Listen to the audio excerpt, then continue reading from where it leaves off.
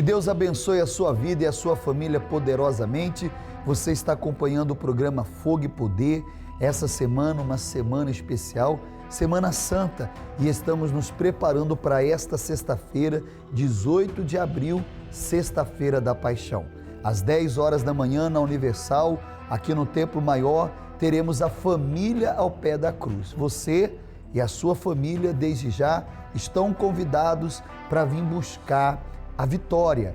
É isso mesmo, a cruz para nós é símbolo de vitória, e você vindo com a sua família, o objetivo, o propósito é vencer as batalhas que você e a sua família têm enfrentado. Nós vamos colocar para você acompanhar o testemunho de uma família, o antes desta família, o antes da cruz, uma família destruída, e depois da cruz, uma família restaurada. Mas antes desse testemunho, eu quero que você acompanhe essa matéria que fala exatamente como as famílias têm sido atingidas nos dias de hoje.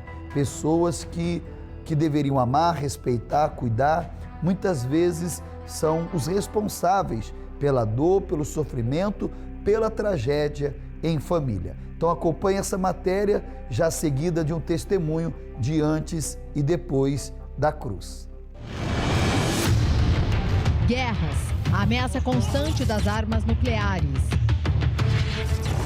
Mudanças climáticas, eventos extremos.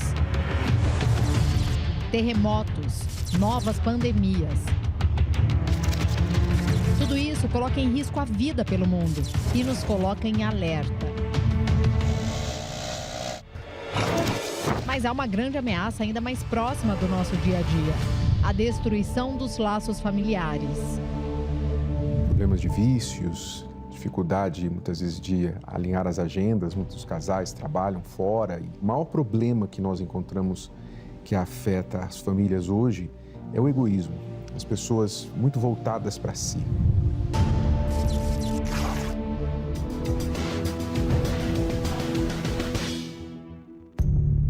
A imagem de um homem levando uma criança numa bicicleta antecede um crime brutal: o assassinato de um menino em São Gabriel, no Rio Grande do Sul.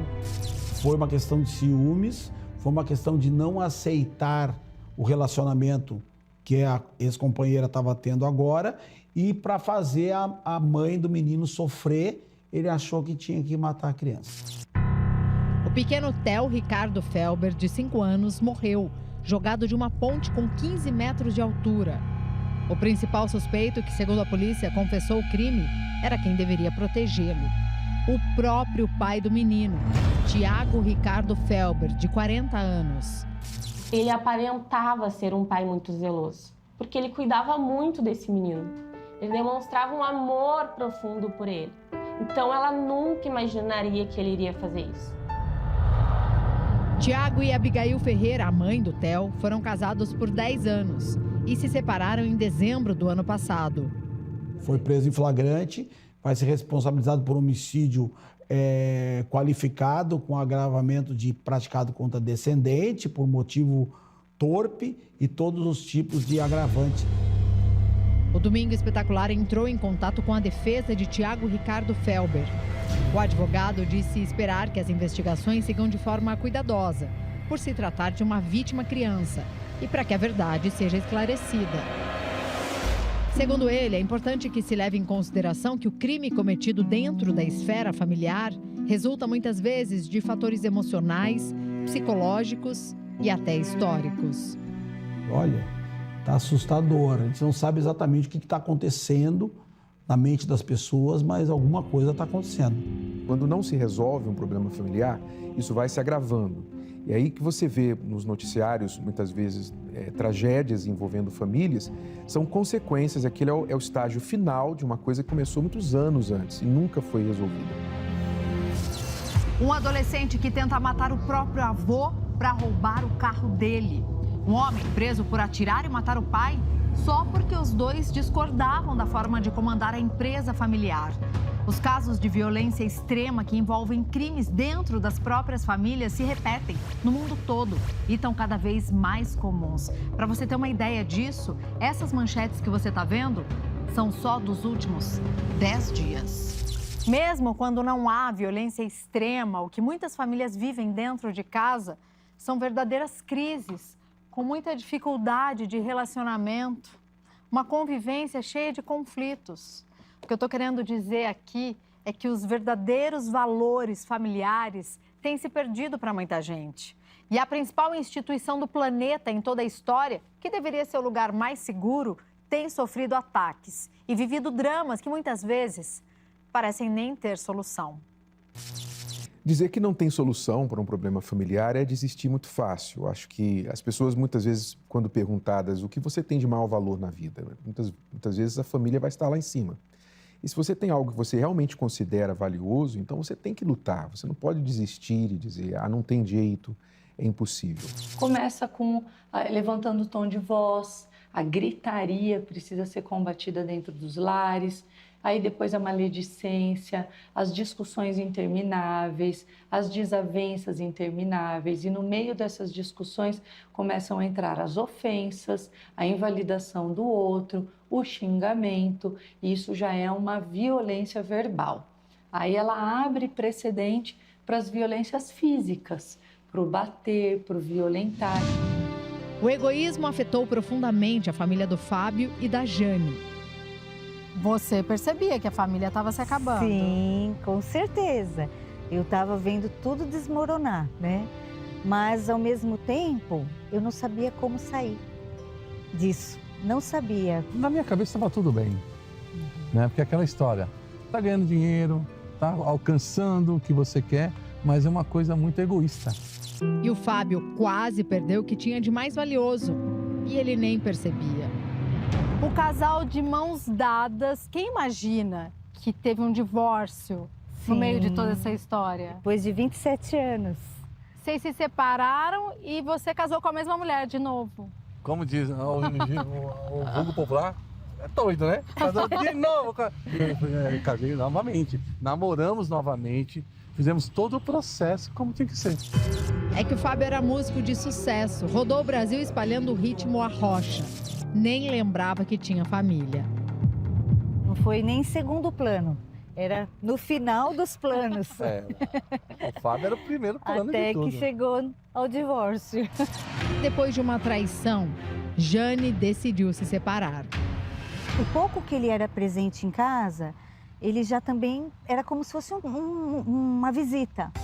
Então a gente não tinha diálogo, a gente já não conseguia mais ser como um casal, né? Com os filhos também, os filhos já foram ficando distantes, não foi perdendo a convivência. Havia agressões verbais, né? Havia uma falta de valorização. E aí tocou em mim um sentimento e falou, poxa, estou destruindo uma coisa uma história, né? Eu estou fazendo a mesma coisa que meu pai fez. Largou minha mãe, largou os filhos e vida que segue, né? Eu falei, não, tá errado isso. Todos os problemas de ordem emocional, psicológica, que ficaram mal resolvidos dentro da pessoa, eles acabam sendo projetados em novos relacionamentos ou nos relacionamentos familiares. E ela acaba repetindo os erros dos pais. Por quê? Porque ela nunca resolveu aquela situação que ela viveu dentro de casa com a sua família original. Com fé e dedicação, o Fábio mostrou que estava arrependido e reconquistou Jane. A vida na família da Amanda e do Alex era uma guerra todo dia. O assassinato do irmão atormentava os pensamentos dele e impactou sua forma de agir. Começamos a beber, começamos para ir para balada. Eu comecei a me envolver no mundo da criminalidade e acabei me lançando nesse mundo de facilidade, e ela não sabia, né, que eu mexia com droga sintética. Com isso, Alex foi se afastando da Amanda e dos filhos também. E quando estava em casa, era ainda pior. Eu ia para cima dele, eu empurrava, batia. Minha vida era literalmente um inferno. Eu tinha muito ódio. Cada dia que passava, eu sentia muito ódio, muita raiva dele. Alex chegou a ser preso, mas teve uma segunda chance. Depois de solto, a fé permitiu a reconstrução da família dele. Agora eu falo, não desista. Se você ama, não desista. Muita falta de incentivo sobre cuidar da família, falta de incentivo o reconhecimento da parte dos governos, das instituições, da arte, de várias fontes de informação que constroem o conceito de família, para que as pessoas entendam que a família é boa, que a família é algo positivo. Diante de uma realidade com tantos lares divididos, problemas que parecem não ter fim, um grande encontro em São Paulo vai promover a importância da família. No próximo dia 18 de abril, sexta-feira, ocorre o evento A Família ao Pé da Cruz, no novo estádio do Pacaembu, às 10 horas e às 17. A Família ao Pé da Cruz será um evento na Sexta-feira da Paixão, em que nós estamos chamando todas as pessoas que estão passando por problemas familiares ou simplesmente elas valorizam muito sua família para se unirem e buscar num dia muito significativo para a fé, que é o dia que Jesus morreu na cruz, para orar pela família, interceder pela família. No Rio de Janeiro, o evento vai acontecer às 10 horas no estádio do Maracanã. Além dos 2 estádios, a Família ao Pé da Cruz vai acontecer em todos os templos da Universal no Brasil, em 2.897 municípios de forma simultânea. Esse evento da família é especialmente para as pessoas que não encontram mais solução, porque quando a gente não sabe o que fazer mais, aí a gente só tem a fé para buscar. Para mais informações sobre como participar, aponte a câmera para o QR Code que está na tela. Eu queria deixar um recado para todas as famílias. Para que as famílias sejam fortalecidas, 2 coisas principais precisam acontecer. Primeiro é você ter fé. Fé na família, fé no seu casamento, fé que o seu filho pode mudar, pode ser melhor, fé que você pode ser uma pessoa melhor dentro da sua casa. Segunda coisa, você precisa praticar o perdão dentro de casa. Porque muitos lares estão sendo destruídos por causa de mágoas e de desistir um do outro. É preciso aprender a perdoar e dar perdão para quem pedir também.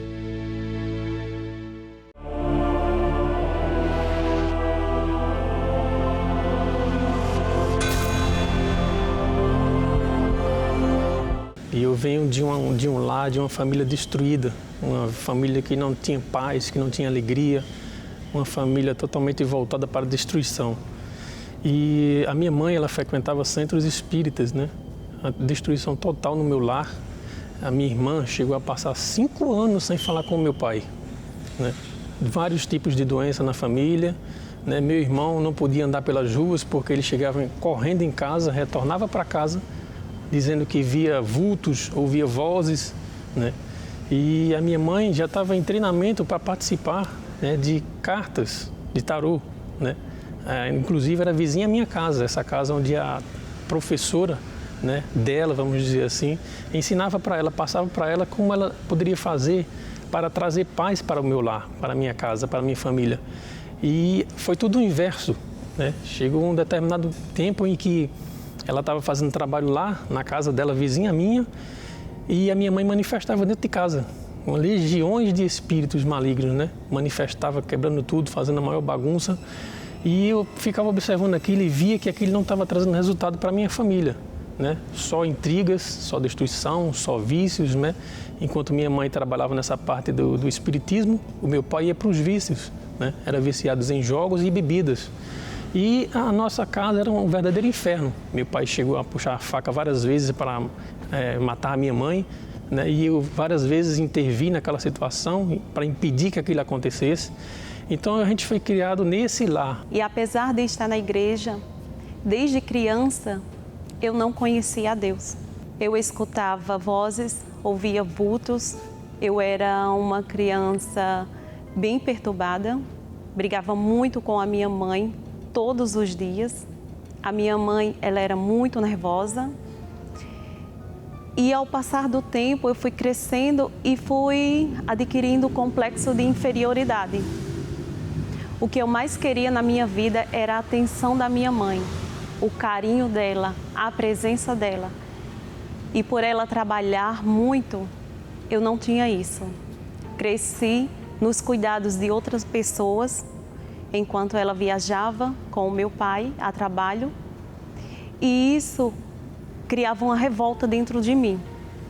Eu via minhas amigas com a mãe dela e aquilo eu desejava para mim. Só que eu não tinha.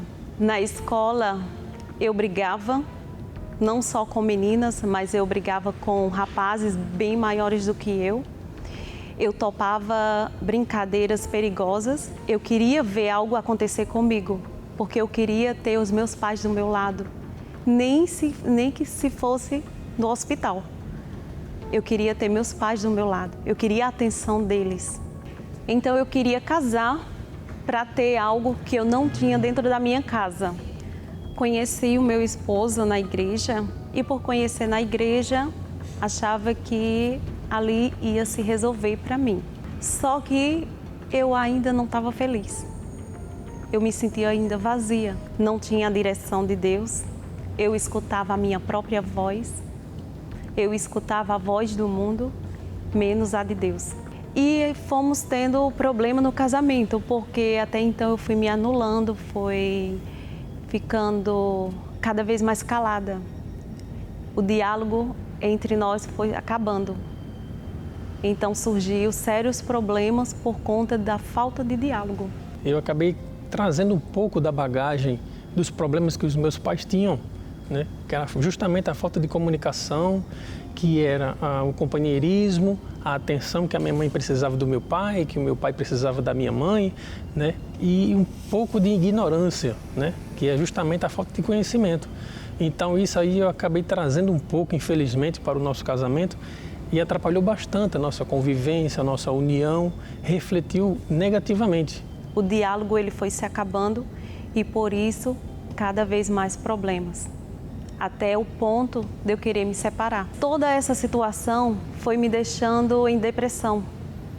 Eu não queria mais nem a luz de uma lâmpada, claridade alguma ao meu redor. Eu vivia trancada num quarto escuro, assistindo séries, maratonando séries atrás de séries. Eu não queria dormir direito. Eu não suportava nem mais a voz dos meus filhos, até o ponto de querer dar cabo da minha vida. Eu peguei uma faca, coloquei no meu pulso e apertei. E eu queria ver o sangue sair. Só que até então, eu ouvi aquela voz: não faça isso.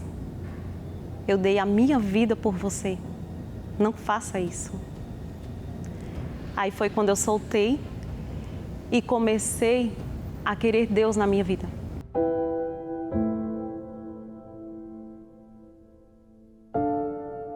Me esvaziei.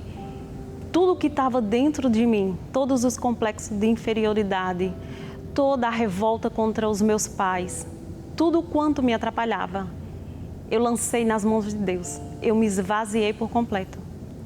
E assim o Espírito Santo veio e se apossou de mim. E a partir daí, o Espírito Santo começou a vir sobre a nossa vida. E a gente começou a ver as bênçãos, o milagre acontecer, começou a ver a luz do Espírito Santo sobre a nossa vida. E de fato aconteceu. E estamos há 23 anos casados, né? Graças a Deus. E hoje a gente pode dizer que Deus mudou a nossa vida através do conhecimento e do encontro com Deus. A minha mãe começou a parar, né, de fazer os trabalhos que ela fazia, de participar do espiritismo. O meu pai já foi deixando o vício, né, da cachaça, dos jogos, voltou a falar com a minha irmã, né? Eles se abraçaram, choraram bastante, porque é terrível uma filha passar 5 anos sem falar com o pai. Então era aquela tristeza, era aquela amargura, mas aí a gente conheceu a luz e tudo mudou na nossa vida. Temos a nossa filha Micaele, de 15 anos, que está aqui do nosso lado, que passou por situações difíceis, né, que afetou diretamente a vida espiritual dela, que foi um processo de bullying que ela sofreu na escola, né? Tinham criado em torno de 6 perfis. Eles estavam denegrindo a minha imagem, chegaram a postar foto de uma parte minha íntima feminina, tentando se passar por mim, como se fosse eu ali. Estavam tentando me atacar e, de certa forma, isso acabou me atacando. Eu fui me aprofundando mais ainda na minha vida espiritual. Eu fui mudando a minha forma de ser com todo mundo ao meu redor, principalmente com os meus pais, dentro de casa, com meu irmão. A gente nunca teve uma relação muito boa, mas desde que a gente chegou aqui, a gente vinha melhorando nossa relação. A gente vinha melhorando como irmãos, a gente tinha uma relação mais firme. E isso acabou afetando o nosso relacionamento. Eu fui me afastando mais dele, eu fui tratando ele como se fosse um estranho que eu via pela rua. Eu tratava os meus pais diferente, Eu não queria muito falar com eles, eu tentava passar o máximo de tempo fora de casa. Eu tentava fugir da situação, sabe? E foi aí que minha mãe, ela veio falar comigo. A gente foi, tentou resolver essa questão. A gente chegou aí na delegacia para denunciar os perfis. A gente conseguiu fazer o boletim de ocorrência e essa situação ela foi se acalmando conforme a gente foi entregando nas mãos de Deus, porque estava começando a atacar a nossa família. Então a gente entregou nas mãos de Deus, fez o boletim e essa situação foi se acalmando, foi se aquietando, foi tudo ocorrendo conforme a vontade do Senhor. Toda essa situação, todos esses problemas que nós conseguimos vencer, né, nós levamos até o pé da cruz. Esse propósito da família ao pé da cruz foi muito importante para a nossa vida e conseguimos resolver questões no casamento, questões dos filhos, na vida dos nossos filhos, né? E na nossa vida pessoal. Tem sido uma bênção na nossa vida, esse propósito ao pé da cruz. Dia 18 de abril teremos a oração com a família ao pé da cruz. Convidamos você. Se esse propósito mudou a minha família, também pode mudar a sua. Vocês são nossos convidados especiais. Esperamos por vocês. Graças a Deus. Está aí uma família que venceu estando no pé da cruz. E eu tenho certeza que você e a sua família também vão vencer todas as diferenças e esses problemas que se levantaram para querer tirar a paz, para querer dividir a família. Nesta sexta-feira, sexta-feira da Paixão, às 10 horas da manhã, família ao pé da cruz. Haverá um antes e um depois. Avenida Mauro Ramos, 1310, no centro de Florianópolis. Aguardamos você aqui no Templo Maior. Estacionamento, creche para sua criança, entrada, tudo gratuito. Você só precisa dar um passo de fé e vir nesta sexta-feira, tá bom? Vamos ficando por aqui. Agora é momento de oração com o guardião da família, o Bispo Sérgio Mota. Jornada feliz para você e para sua família. Quando oramos, rompemos barreiras, anulamos o medo e vencemos qualquer obstáculo. Por isso, juntos vamos falar com Deus. Deus e Pai, em nome de Jesus, como guardião da Sagrada Família, eu quero te pedir pelas pessoas que estão vivendo, meu Pai, no vício das drogas, na toxicodependência. São mães que têm chorado pelos filhos em caminhos tortuosos. Eu clamo a Ti, meu Deus, para que o Senhor liberte aquele que está viciado, preso, aprisionado, meu Pai, nos caminhos das drogas. Em nome de Jesus, liberta este marido do alcoolismo. Liberta, meu Deus, esta mulher viciada, meu Pai, no crack, na pedra. Que a Tua mão se estenda, meu Pai, para trazer a libertação e a solução dos problemas em nome de Jesus. Graças a Deus que nos dá forças para viver e vencer. Que Deus, Ele abençoe a sua vida grandemente. Todos os dias nós estaremos aqui orando para que você tenha vida, tenha saúde, tenha paz. Fique com Deus e um forte abraço.